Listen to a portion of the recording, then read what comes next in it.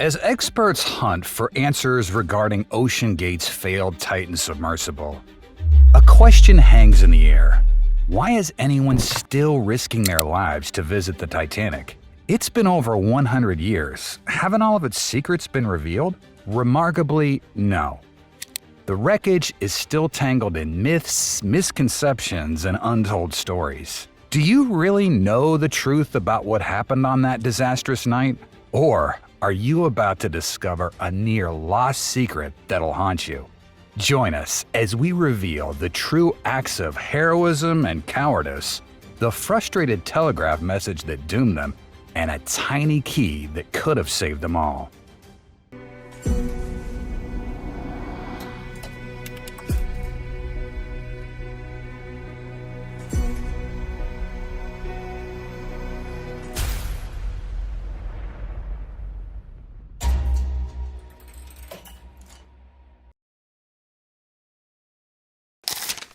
The key that might have saved Titanic. Ever since 1,517 people were tragically lost to the freezing waters of the Atlantic, experts have argued over the many factors that could have saved them. Of them, none are as seemingly small and insignificant as this tiny metal key. This was the only key to the locker that contained the crow's nest binoculars. But tragically, it wasn't in the possession of Fred Fleet, the lookout on the night of the disaster, but that of Second Officer David Blair, who was safely on dry land. Blair had worked aboard Titanic for her test voyages just before departing on her ill-fated maiden journey. The White Star Line had a last-minute reshuffle of personnel, and Blair was booted off the ship. Unaware of his luck, he was devastated and wrote to his sister, "This is a magnificent ship. I feel very disappointed I'm not to make her first voyage." Then, in his haste to leave, he accidentally took the key with him. After departure, the lookouts noticed the mistake and requested a replacement pair of binoculars. But as none were available, they were told they'd have to rely on eyesight alone. The night of April 14, 1912 was a strange one. The atmospheric conditions were causing superrefraction. This means the air below the line of sight was cooler than the air above it, bending the light and causing mirages of objects to float above the horizon. Then, to further complicate matters, the sea was eerily calm, so there were no waves to break on the icebergs. Without binoculars or spotlights, the two lookouts stared into the frigid cold night, blinked away tears, and struggled to distinguish reality from mirage. So it's unsurprising that Fred Fleet didn't spot the lethal iceberg until the last minute. As his blood ran cold, he rang the bell 3 times, the signal for object dead ahead. Just 50 seconds later, it struck on the Titanic's starboard side, slicing into 6 of her 16 watertight compartments. Later, during the inquiry, Fleet was asked how much sooner he would have been able to spot the iceberg had he had binoculars, and he simply replied, "Well, enough to get out of the way." Hauntingly, Blair kept the key as a memento of what could have been and passed it down to his daughter, and it later sold for £90,000 at auction. Fleet continued to work on ships until his retirement and passed away in 1965, heartbroken by the death of his wife. Then, in 2012, 100 years after the disaster, pranksters visited the grave and swapped the wreaths for a pair of binoculars. Their distasteful note read, "Dear Fred, sorry for bringing these 100 years too late, but better late than never." The radio operators and the ship that abandoned them. The part of Titanic's horrifying tale that draws the most anger is that many lives could have been saved had a nearby ship answered their call. The ship was the Californian, and its captain, Stanley Lord, would spend the rest of his life portrayed as the villain that let hundreds die. However, there's a lot more to it than a single selfish act by Lord, and it started at 7 p.m. that evening. 1912 saw the moon's closest approach to Earth in 1,400 years. This caused exceptionally high tides, which freed grounded icebergs and allowed them to drift into the shipping lanes. Thanks to the abnormal conditions, the Californian found themselves stuck in an ice field and stopped for the night, deeming it too dangerous to proceed in the dark. Knowing the Titanic was nearby, they radioed to warn them of the danger. Unfortunately, at that time, all ship communications, including warnings, distress calls, and passenger correspondence, went through the same channel. And as the Titanic was filled with the wealthy and powerful, their radio engineers spent most of their time furiously trying to keep up with messages for their important passengers. When the ice warnings came in, it interrupted their work. And to make matters worse, the Californian failed to include the code MSG, which highlighted that it was urgent information that had to be delivered to the Titanic's captain. Jack Phillips, who was manning Titanic's radio that night, became so infuriated at being interrupted, he replied to the Californian, shut up, I'm busy." So, as 24-hour radio watch wasn't yet a regulation, their operator, Cyril Evans, simply turned off his radio and went to bed. Tragically, this meant that when the Titanic sent out their now infamous call for help, CQD, meaning CQ Distress, MGY, the Titanic's call letters, 4146 North, 5014 West, their location, the Californian didn't receive it. They did, however, spot the emergency flares and Captain Lord was awoken twice.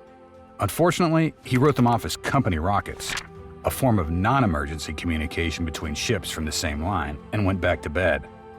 By the time they switched on the radio the next morning, it was too late, and when they finally arrived, Titanic was gone, and all they found were frozen bodies floating in the water. A lifeboat for the world's richest man? Thanks to James Cameron's Titanic, it's well known that there were never enough lifeboats for every passenger aboard. And this led to some of the most heroic and cowardly events of the night, as well as the death of the world's richest man. John Jacob Astor IV was a real estate tycoon worth $150 million, which is $4.5 billion in today's money. His presence on the Titanic was a huge controversy, as he'd only recently divorced and was now returning from his honeymoon with his new, much younger and pregnant wife, Madeline. Their relationship even made it into the movie, with Rose pointing them out to Jack. "His little wifey there, Madeline, is my age and in delicate condition. See how she's trying to hide it? Quite the scandal." As a VIP, Astor was one of the first to be alerted that they'd have to abandon ship, but he chose not to act. He feared that a frigid night in a flimsy lifeboat was too dangerous for his pregnant wife, and much riskier than staying aboard the unsinkable Titanic. "We're safer here than in that little boat," he told her. Unlike the scenes from the movie, it's now known that the rear of the ship was not pulled nearly vertical as the front end sank. Instead, the angle only reached around 10 degrees, instilling a false sense of security that she'd stay afloat. The wealthy couple were offered spaces on Lifeboat 7, which was the first to be loaded. However, they refused, and Madeline called her friends silly for leaving. At 1:45, the two changed their minds and attempted to board Lifeboat 4. Unfortunately, by then, the order had been given that women and children go first. So while Madeline was allowed to board, Astor was sent away. His final words to her were, "The sea is calm. You'll be all right. You're in good hands. I'll see you in the morning." Heartbreakingly, he, along with 1,516 others, ended up going down with the ship. Unlike the others, though, his body was discovered with $65,000 worth of cash, gold and diamond cufflinks, and a personalized gold watch. Tragically, their love story wasn't the only one cut short by the events that night. Many couples were separated, and women were forced to sit in the lifeboats and listen as their husbands drowned. Some, however, chose to stay together, and first-class passenger Elizabeth Isham even jumped off a lifeboat to be with her Great Dane. Her body was later recovered in a frozen embrace with a beloved pet. Have we revealed something about this terrible disaster that shocked you? Like and subscribe to make sure you never miss the incredible bits of history that no one else is talking about. Saved from the Titanic, traumatized for life. Once evacuated, those in the lifeboats found themselves alone in the blistering cold, and their ordeal was far from over. They spent around 30 minutes listening to the cries and screams of those floating in the 28 degrees Fahrenheit or -2 Celsius water, then heard them fall silent as they succumbed to hypothermia. Many survivors would never overcome the trauma. One 22-year-old actress, Dorothy Gibson, lived to tell reporters, "I'll never forget the terrible cry that rang out from people who were thrown into the sea and others who were afraid for their loved ones." Unfortunately, she had a contract with a film company, Eclair, who immediately pressured her into starring in a silent film about the disaster. So just days after the rescue, she found herself back in the same white evening dress and black pumps she'd been wearing that night and reliving the whole harrowing experience. Eclair praised her for her resilience, but she was frequently found in floods of tears on the set. The movie, Saved from the Titanic, was released on May 16, 1912, almost exactly 1 month after the tragedy, making it the fastest film ever produced. However, we'll never see it, as it was destroyed in a 1914 fire at Eclair Studios. Unfortunately, Gibson wasn't the only survivor to experience cruel treatment after a rescue, and it was the men who were given the harshest reception. In incredible acts of heroism, many men put the lives of women and children before their own. The most famous example is first-class passenger Benjamin Guggenheim, who refused to evacuate, stating, "No woman shall be left aboard this ship because Ben Guggenheim was a coward." Unfortunately, the flip side of this was that men who did survive were branded cowards, and many were accused of disguising themselves as women in order to board the boats. The majority of these actions were false, as the first lifeboats were filled before officers established the women and children rule. And thanks to the general lack of concern, no one really wanted to board, and most of the boats launched half-empty. Then, the chief baker, Charles Joan, even had to forcibly bring terrified women up onto the deck and throw them into the boats to get them to evacuate. However, there's no smoke without fire, and it seems the rumors came from 2 separate incidents.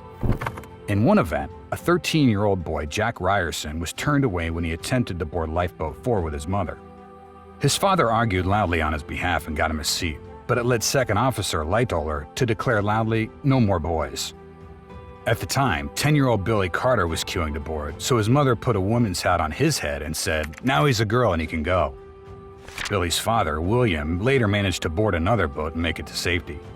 But unfortunately for him, the story got confused, and he spent the rest of his life fighting against rumors that he dressed as a woman, skirts and all, to get a spot in a lifeboat.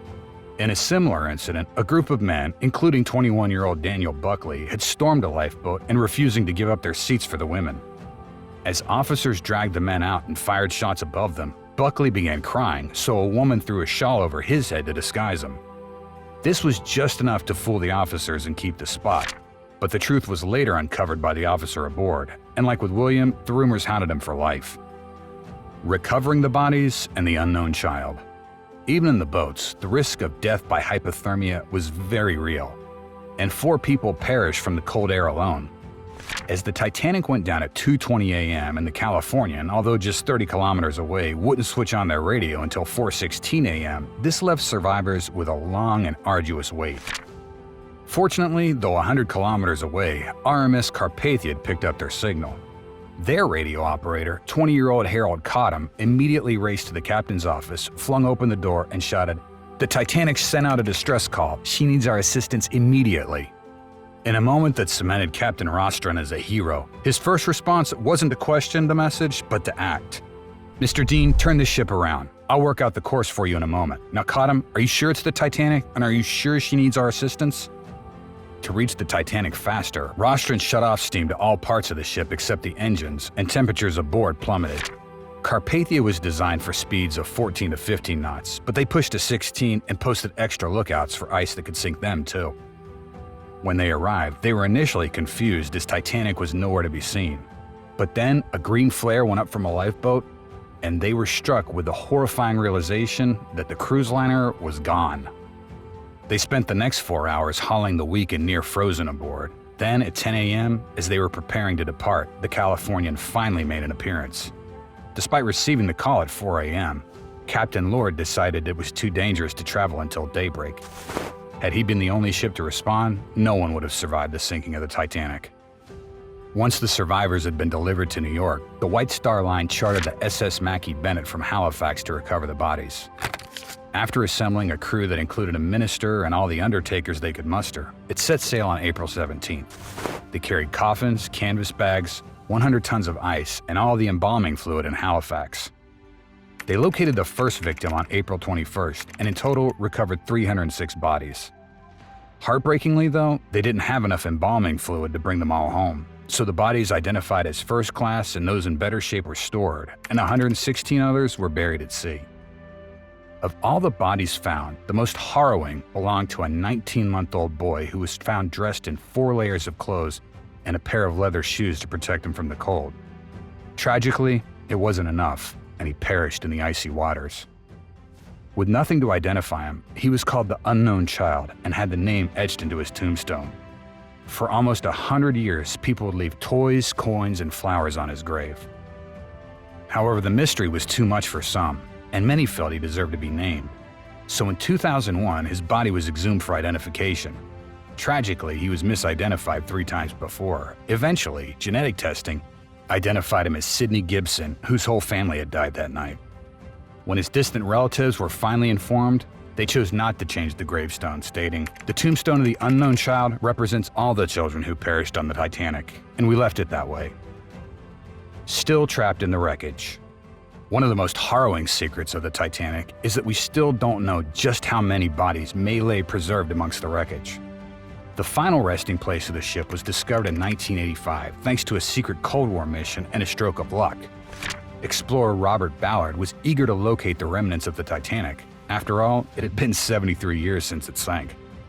Initially, he struggled to secure funding, but eventually reached an agreement with Deputy Chief of Naval Operations Ronald Thunman. Thunman wanted to locate 2 missing nuclear submarines without alerting Russia, and it just so happened they'd gone down in the same area as the Titanic. So together they came up with a plan. Ballard would locate the 2 nuclear subs using the Titanic as his cover story. Then, if he had any time left, he could use that for his own hunt. Fortunately, he located the subs with 12 days to spare, and it only took him another 8 to find the missing ship. Ever since its discovery, a battle's raged between those who wish to leave it undisturbed as a memorial, those who seek to recover as many artifacts as possible, and those who wish to use it for tourism. And the biggest sticking point is the presence of the bodies. Of the 1,517 who lost their lives in the disaster, only 337 bodies have been recovered. This leaves 1,180 still lost at sea and potentially within the bowels of the wreckage. In the open ocean, creatures quickly remove dead flesh, and bones are decalcified and washed away. However, experts have suggested that some of Titanic's internal compartments may have remained sealed against the ocean currents. In these environments, oxygen wouldn't be replenished, slowing decomposition and potentially preserving organic matter for centuries. In 1987, for example, artifact hunters uncovered a wedding band, but when they went to retrieve it, they realized that it still contained part of a human finger. Rather than providing ammunition to the parties fighting for memorialization, they swiftly reburied it and declared the area off limits. So in theory, the bodies of people trapped inside the vessel could still be intact. When Ballard was asked how many he thought there could be, he replied, "Dozens." Hundreds started to feel uncomfortable. "I know that lots landed at the bottom because there's so many shoes." On the other hand, James Cameron, who's visited the site 33 times and recorded hundreds of hours of footage, claims he's seen 0 human remains and strongly believes there's nothing left. Today, Titanic's protected against salvagers and treasure hunters by an international treaty, but it's perfectly legal to visit the site, providing submersibles do no damage. And this is how OceanGate was able to charge $250,000 per person to go down on the Titan. Family members of Titanic's original victims say the wreckage should be treated as a graveyard and not a Disneyland for thrill-seekers. John Locascio, whose uncles were killed in the shipwreck, said, "I think it's disgusting, quite honestly. They died a horribly tragic death. Just leave the bodies resting." But others argue that as the wreckage could fully disintegrate by 2030, we should see, learn, and recover anything possible while we still have the chance. This is how salvage company RMS Titanic Inc. was given permission to cut through the roof and remove the Marconi telegraph, which was used to send out Titanic's last message. The mission was delayed due to COVID, but the questions still play on people's mind. Is it salvage or grave robbing? Are paid dives respectful visits to a memorial or an example of shameful disaster tourism? And how might the deceased OceanGate CEO Stockton Rush feel about someone else taking passengers to gawk at the site of his death? Tell us what you think in the comments.